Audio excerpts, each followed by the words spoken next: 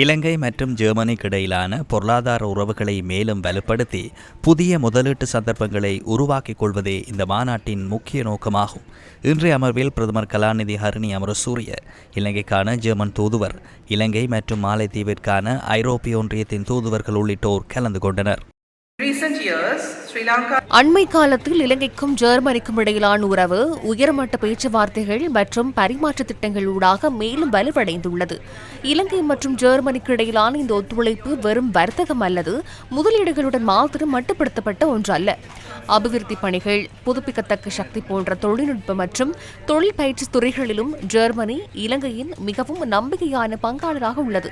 முழு உலகிலும் அதேபோன்று இலங்கையிலும் ஜெர்மன் தயாரிப்புகள் மீது மக்கள் மத்தியில் பெரும் நம்பிக்கையும் விருப்பமும் காணப்படுகின்றது. குறிப்பாக 60 வருடங்களுக்கு மேற்பட்ட காலமாக தொழிற்கல்விக்காக ஜெர்மன் அரசாங்கம் வழங்கி வரும் தொடர்ச்சியான ஆதரவின் காரணமாக இலங்கையிலும் சர்வதேச மட்டத்திலும் திறமையானதோர் இளம் தலைமுறையை உருவாக்க முடிந்துள்ளது. ஜெர்மனி அரசாங்கத்தின் ஆதரவுடன் இலங்கையின் தென் மாகாணத்தில் சூரிய மற்றும் காற்றாலை சக்தி போன்ற புதுப்பிக்கத்தக்க சக்தி துறைக்காகவே பிரத்யேகமாக ஒதுக்கப்பட்ட மற்றொரு விசேட திட்டத்தை ஆரம்பிப்பது குறித்து நாம் தற்போது கலந்துரையாடி வருகின்றோம் என்பதை இங்கு மகிழ்ச்சியுடன் தெரிவித்துக் கொள்ள விரும்புகின்றேன். இதுகுறித்து நாம் அனைவரும் பெரும் உற்சாகத்துடன் இருக்கின்றோம். In the south of Sri Lanka, and we are very excited about that as well.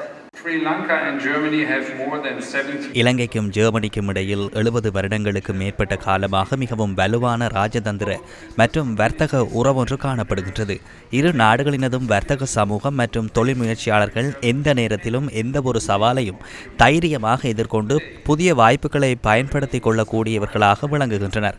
இன்று சுதந்திர வர்த்தகம், கடல்சார் பயண சுதந்திரம், சட்டபூர்வமான உலக ஒழுங்குக்காக முன்னிட்டல் போன்ற பொதுவான விழுமியங்களின் அடிப்படையிலேயே இலங்கையும் ஜெர்மனியும் இணைந்து செயற்படுகின்றன.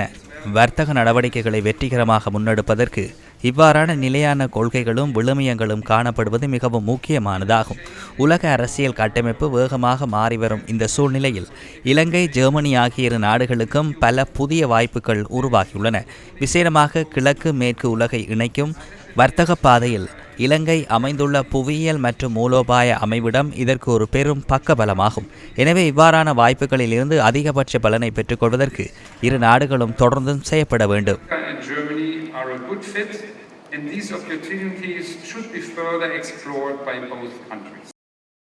இந்த மாநாட்டில் இலங்கையின் கடல்சார் மற்றும் ஏற்றுமதி துறைகள் குறித்த விசேட கலந்துரையாடல் அமர்வுகள் நடாத்தப்பட்டதுடன் வர்த்தகர்களுக்கு இடையில் தொடர்புகளை கட்டியெழுப்புவதற்கான வாய்ப்புகளும் இதன் போது வழங்கப்பட்டன.